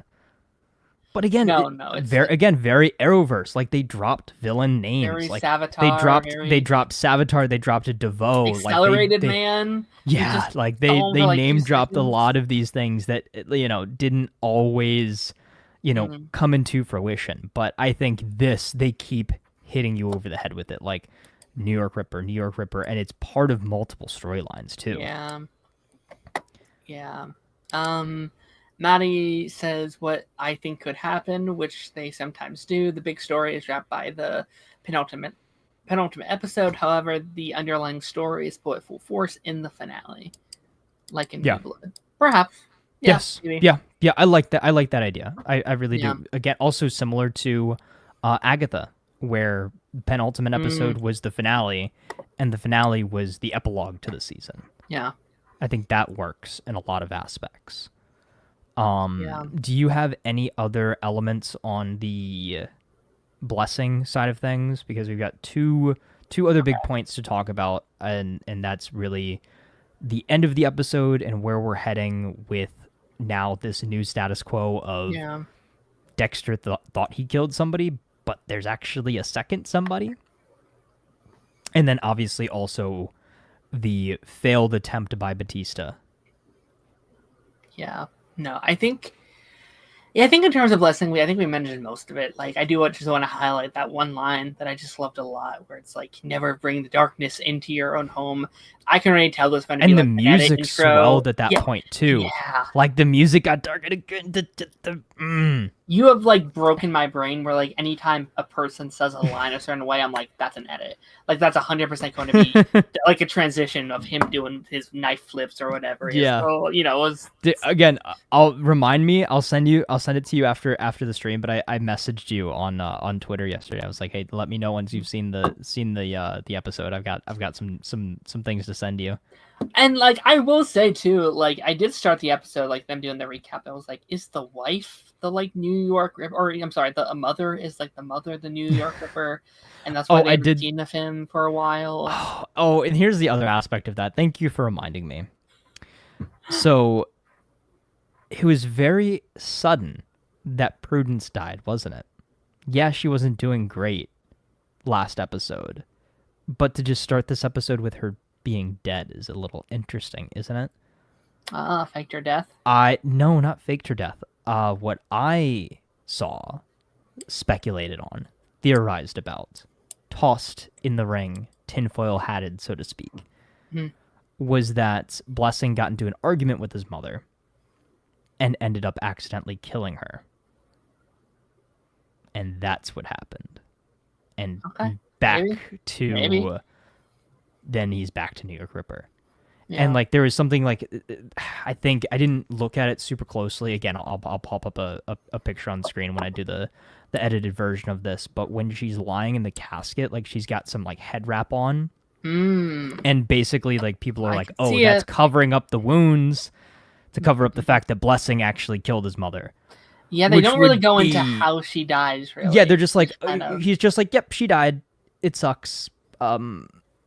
It is a little weird, right? So I think to the extent of what Alan said, right, earlier on, is like, if this stuff is not explained, it's going to feel a little bit weird that it just kind of happened. Yeah. Right? So again, more fuel to the fire, just like the fire that Dexter threw Gareth into after he killed him. You want to bring up the Mia stuff? Because I do have... Yeah, I have some thoughts. So, like we said earlier, is Charlie paid off this fixer to I'm not even gonna say the term, but to do a thing to her that you've seen in real life, as far as what happens to people in prison. Yeah. But basically puts out a hit on her. Yes. And it makes it look like she offed herself, but she didn't. Yeah. But that is a piece of the puzzle silenced, or a possible loose end tied up, right? Is Prater's like, okay, well, you got caught. You're not in our little club anymore. Yeah. So we're going to dispose of you. What's so interesting is, like, until this very moment, I assumed she wasn't dead. Like, again, I literally just watched it. I literally just got done with it. I assumed that was fake. In my head, I was like, somehow they faked her death in prison and they got her out, and they're going to, like, they're, like, getting on they would have shown it. They would have shown it in the episode. And again, I just finished it, but, like, I was thinking, like, oh, they have her, like, they brought her back and she's gonna be living in their little crew and they're gonna blah blah blah. Dude, that body was cold. But now that I think about it, it is like, okay, I guess it makes a lot more sense that they would just want to off her. Yeah, that body was cold. But maybe it's a fake body. They like, he has enough money. He could make a little robot body and throw it in there and make it look like it's real. But if he's dead, though, to me, that almost pisses me off a little bit, because it does. But also, here's the thing too. As fans, we were hyping up this character way more, right? Yeah. is we were talking spin-off shows, bro. I know. Like... Well, here's the thing. That was before we knew that she really didn't have a code and all of that. So, again, here's the thing. I think all of these killers are a means to an end, right? I was honestly convinced. I was like, oh, cool. Gareth is gone. Now we just have Al left, you know? Yeah. Al and Prater. Yeah. But obviously, again, now we don't. Yeah. But the whole side of things, too, here was that Batista was accompanying the detectives to go talk to Mia because he was convinced if he showed Mia the picture of Dexter that she would recognize him, which is very Quinn-inspired because what was Quinn doing in the back half of the series was when he had Liddy investigating Dexter, is he went around showing people the picture of, the sketch and is like, do you recognize this man? He wanted to actually, funny enough, he wanted to show it to Jonah, who was in witness protection, and was like, do you recognize this man? But basically he thought that if Mia recognized Dexter, then that would confirm his theory. And again, I think it's so funny that everybody's putting all these pieces together. Detective Wallace knows exactly what Harrison did. Batista knows exactly what Harrison and Dexter are up to. But they have no proof. But they can't prove it. Yeah. And it is the Dokes meme. Everybody this season is Dokes. I know something's off, but I just can't prove it. Yeah. And I think that is the funniest thing. But it also shows us that Dexter and Harrison's days of being free are numbered unless they do something massive. Which, again, I'm still going to fall onto this theory as well, that I think there's a possibility that Dexter ends up working as a CI for Detective Wallace and gains immunity for himself and Harrison against Batista. Yeah. And then Batista still doesn't let it go. He still continues to investigate, and then that's how he winds up dead.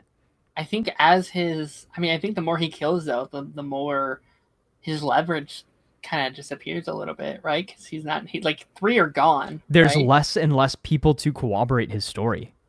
Yeah. I think the Gemini killer. Did I say that right? Gemini killer? Yeah, the Gemini killer. Yeah, I think that would have been his biggest leverage, right? Because he's like the number 1 on the FBI list. And I guess he's still there. He's still alive. But I guess I have a lot of questions about him. And so which Gemini killer did he kill, right? So in my mind, I'm thinking that there's an idea guy and an execution guy. Yeah. And I think Dexter killed the idea guy. Like, I honestly have a hard time believing that Gareth won. Yeah. I don't even think he killed these people. You know what I'm saying? Is I think there's a brain and a brawn to the situation here. Yeah. You know what? The weirdest comparison that I'm gonna make, they're like the Mahler twins. A little bit, yeah. Right? Is like there's one that is, all execution and one that is gonna be like kind of all smarts in this one, right? But which is why I was a little disappointed he didn't get to talk to him before he killed him, because I wanted to see his reaction, that he's not just some low-life fan that has taken up after him. He is the Bay Harbor Butcher. Probably has a much bigger kill count than the Gemini killer. Dinky little Gemini killer, yeah. Yeah, no, I feel like I bet he was he's it's so funny. He was so full of himself. He was so full of himself. But then when he realized that he was going to die, he got super squeamish. So again, that makes me think that this is not the Gemini that's actually been killing people. Surprise. Yeah, no, it's but yeah, it's going to be very interesting to see where this goes. I like how Dexter also at the end of the episode just had the internal monologue, like, what the heck? Yeah. And I think that might be his downfall, because I think honestly he might be the one to out Dexter to yes, there's a loose end. there is now a loose end. It's like my brother. I haven't heard. I don't know. I assume it's my brother. It's like my But he brother, can't say anything because I doubt Prater even knows that there are two of them. He would have to reveal that, right? He would have to. Yeah, so he would have to. A good magician never reveals his secret. But like you said, if he is not the smart one, he might have to then be like, listen, I'm in trouble.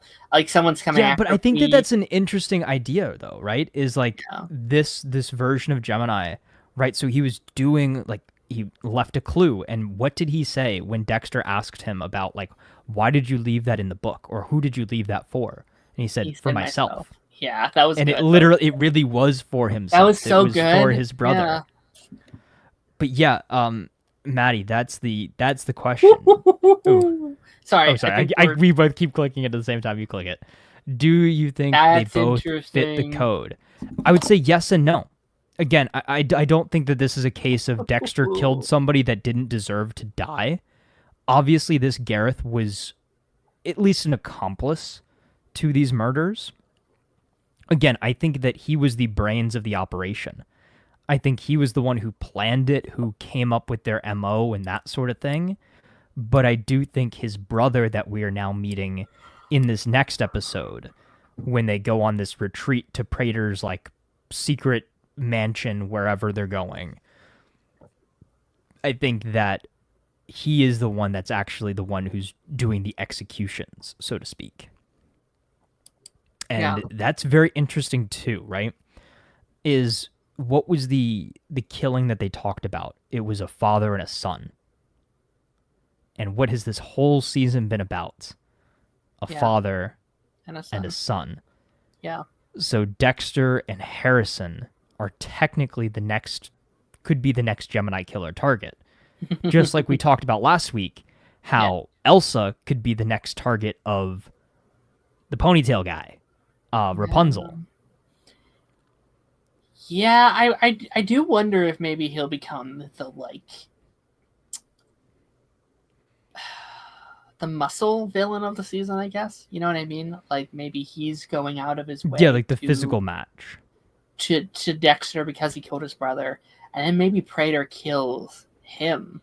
Like maybe he kills him because he sees Dexter him so much. Well, here's the other idea, right? Is maybe Dexter uses this to his advantage, is he uses the fact that, okay, Gareth now wants to come after him because he killed his brother. But then he flips it and makes it look like, okay, Gemini just went crazy, started taking out the competition. Yes. And now he's trying to kill me. Yeah.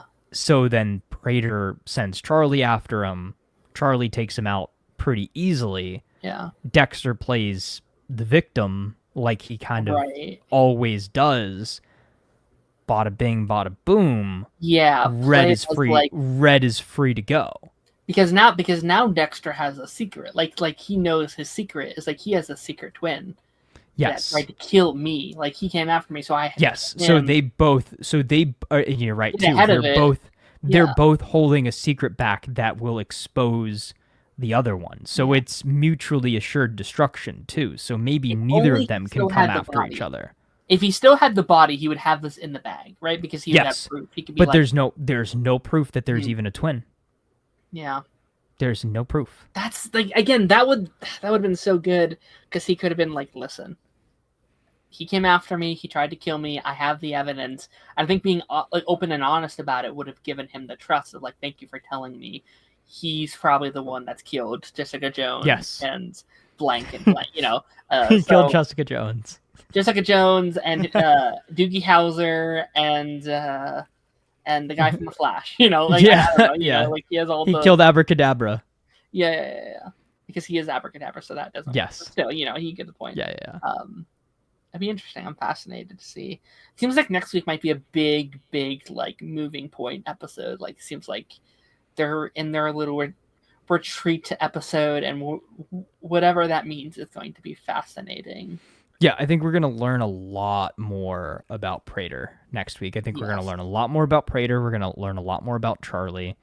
And we're going to, I think, too, in the other aspect that we really don't know a ton about, and Modern Family Guy. that's that's Al. That's Rapunzel. Yes. And I think that he's going to be a lot more of an adversary than we're kind of writing him off as like, okay, he's kind of the goofy teddy bear kind of like, you know, man. Yeah, but in a lot of ways, I think he's probably just as dangerous as Trinity. Yeah. You know, so don't let that get out of hand too quickly either. Any closing thoughts, theories, anything like that? I don't think so. Again, I think this one was probably one of the more straightforward episodes. I guess I would technically call it the weakest, and I feel like I'm saying that every week, where like this is by technically my least favorite, but I don't think that's because it's a bad episode. It's just like these episodes have been so strong that like this right, is it can't. It's like, okay, well, it can't overtake episode 4 or 5. It can't overtake episode 5. It can't, overtake episode 1 or 3. Right. It's just been a very strong season. So I think an episode like this kind of stands out a little bit more than the others. But this is the calm after the storm. Mm-hmm. We're still getting Dexter's killed somebody in like every episode almost. Every episode, which has never happened. It's episode 2, 3. Well, no, not episode 2. Well, did he? No, episode 3. Yeah. 3, 4, 5, 6. So that's 4 is bodies. His highest skill rate that he's ever had. Like, typically it's like he'll kill one in like the beginning of the season, maybe the middle, and then the end. Like we don't like, it happens off screen a lot, but like a lot of it we just don't see, which makes sense. Yeah. You hire like Neil Patrick Harris and like Jessica Joe, Christian Riddler, and did I say Riddler? When you cast all these very famous actors to play your characters, like, they want to show their death scene on screen. And I'm curious because like, how do you? It's gonna be hard to top the cast this season. Like, how do you? Top this? And that's weird, right? But do you really want Dexter to be a show where they rely on a star-studded cast? No, I don't.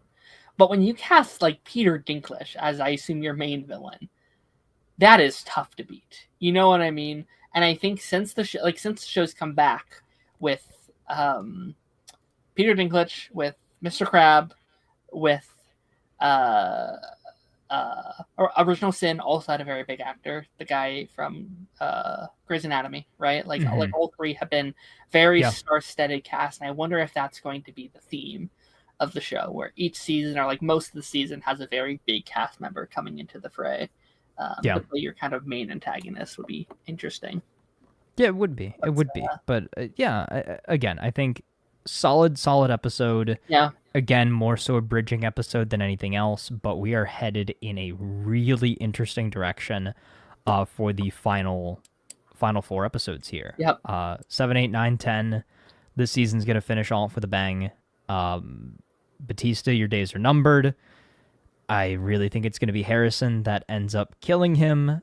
I think Gemini is probably not too much longer for this world. We might have back-to-back Gemini kills episode to episode.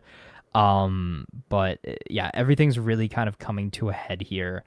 And I think the aspect that I'm almost the most curious about is just how do things wrap up and how do things end with the state of the investigation, right? Is which side does everybody fall on? Like, does Detective Wallace side with Batista in taking down Dexter?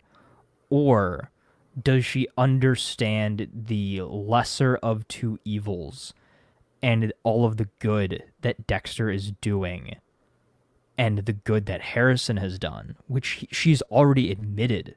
Like, hey, I don't blame you for doing this thing that you may or may not have done, right? So I think that that's going to be very interesting, but very excited to see where the rest of the season takes us. And Dexter Resurrection, great as always. Great, yeah. I want to go back just very, very, very slightly to the Harrison stuff, because I do think we kind of skipped over a lot of that. I really enjoyed. This is like a weird side tangent, but like I really enjoyed the the asthma representation. Like I have asthma. I grew up on like the inhalers and stuff like that, and like black mold was such a fear as a kid. So, like there was this weird like, oh, kind of feel seen a little bit there. Yeah. But like I did really love the worst landlord you've ever seen in your life. Just very stereotypical landlord. You'll get your rent once you fix this door. Damn door. Yeah, no, it's great. And like I'm like, you know what? Do it, Harrison. Like I would also have a hard time not killing this guy in his. I was like, you know what? Hell yeah, murder this guy. Yeah, but I was also but also worried. too, he doesn't fit. There's he's kind of he sucks, but he doesn't fit the code.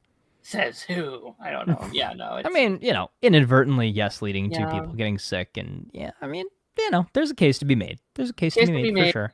I do think it's interesting we kind of jumped over the kiss as well. Like we're not addressing it, and I don't think that's a bad thing because I think that's very normal for teenagers to have an awkward moment and they don't talk about it because it's awkward and let's just pretend that it didn't happen at all. Yeah. Harrison's failed attempt. Yes. I think as long as they address it by the end of the season, I'm okay with it. But right now, it is like it's the bottom of the importance. Yeah, it's That's like all right, fair. yep. It's like well, that thing happened. All right, well, I've got more important fish to fry right now. Like I'm still kind of maybe sort of being investigated by the NYPD. Yeah. And my dad that I thought was dead, that I thought I killed, is actually back from the dead, and also this captain that is from the past is also now on to us and investigating us and all of this. Happens to the best of us. Yeah, absolutely. I think Harrison as a character is significantly better than 100%. He is 100%. Yeah. Again, if this was the Harrison that we had in New Blood, I would have been just as happy with a Harrison series on his own. Yeah. I'm still not completely rolling that out either. I'm not 100% against it. No, I think in a lot of ways, like one of my favorite ways for Resurrection to end would be if Dexter retires and passes the mantle onto Harrison. Like that would as silly as that sounds. Yeah. That's how you kind of keep him. Or you just say screw it and have Rita come back and Rita's kind of on his shoulder. Or Hannah. I guess Hannah would make a lot more sense than Rita would, but I think that'd be funny. It's like the opposite where it's like, don't kill him, Harry. It's like the opposite of I'm sorry, Harrison. They said they didn't expect to get all the cast as they were all their first choices for the role, but it was just the strength of the script that convinced them. I believe the script is very very strong, and I don't think any of them are like that insane except for Peter. Like I think all of them are like down for the cause in terms of TV roles. With Neil Patrick Harris started on TV. Christian is mainly a TV actress for the most part, but then you have like Peter Dinklage, which is like, holy shit, how the hell did you get him? That's crazy. But like that's also very cool. And we'll end with this final comment here, saying I think it's inevitable we go back to Miami. I agree. Alan, there is a scene from that this season on trailer where we see a Miami Metro police car and what looks like Quinn in the background. So I'm guessing we go back and check in with Quinn in Miami at some point this season. I believe it's Batista probably making a call and possibly bringing in the cavalry. Or it's that final phone call going out saying, hey, your buddy's dead. Yeah. I think Alan mentioned something about it earlier, but I am fascinated to see what we're doing with brain fart. Batista? No, the other one. My brain. One I didn't like for like 7 seasons. Oh, Masuka. No, or Quinn. The other one. Quinn. I was like, I just mentioned Quinn. No, Quinn. Yeah, no, Quinn. Joey. I like, because you could easily just do like the same line of command we've been doing for 10 seasons now, where it's like, Dokes dies and someone wants to investigate their death, which leads to LaGuardia. It's just and then a domino effect, yeah. Yes, leads to Angel, and then Angel leads to Quinn, and then Quinn leads to Masuka. What, Masuka? You think Masuka's going to investigate this? No. No. It's gonna be interesting. Very, very interesting. Okay, but with that being said, I think we're gonna wrap this up because Taz needs to get out of here. I think I kept him here longer than I probably should have. No, this was actually the perfect amount of time. Perfect timing. So perfect. Well, Taz, what you got going on? What you working on? Got any videos coming out this week, or just kind of chilling? Yeah, I mean, the plan is to get working on both of these videos. So the episode 5 and episode 6 videos. Get those out as soon as possible because we've got episode 7 coming out in a few days, and I'm excited. So, yes, youtube.com/ToxicTaz. Be on the lookout, and yeah, absolutely. I know he had to kind of step out early, but AJ reviews on YouTube and Twitter and all of his TikToks and stuff like that. Go check out his channel. He has a bunch of great videos and live streams, stuff like that. He did a stream a couple months ago, I think, just talk about the whole show of Dexter. So go make sure you go check that out. And then stuff for the channel this week. What is on the horizons? After credits next week should be more Dexter. I personally, I think it will just be me. Maybe I'll find someone else to talk about it with. Alien Earth comes out as well. I want to talk about that a little bit. Maybe some more Wednesday if I can get finished with this batch of episodes. What about Thursday? Maybe Friday instead. I don't know. Okay. I also really need to start my Peacemaker rewatch, so maybe I'll talk a little bit of Peacemaker season 1 if I can get caught up. We'll see. Okay. And then, or I guess not caught up. I guess Peacemaker in a couple weeks. Jeez. Yeah, I know, it's crazy. And then for the pipeline will be this Wednesday. It'll be Wednesday this week. We are going to be talking about, I think we're going to be ranking every Spider-Man movie suit now that Tom Holland's newest suit has been revealed to us. So we're going to be going through and ranking all the movie suits with a good friend of the channel. Join the Discord, links down below, all that jazz, and I will see you folks on the flip side. Bye-bye.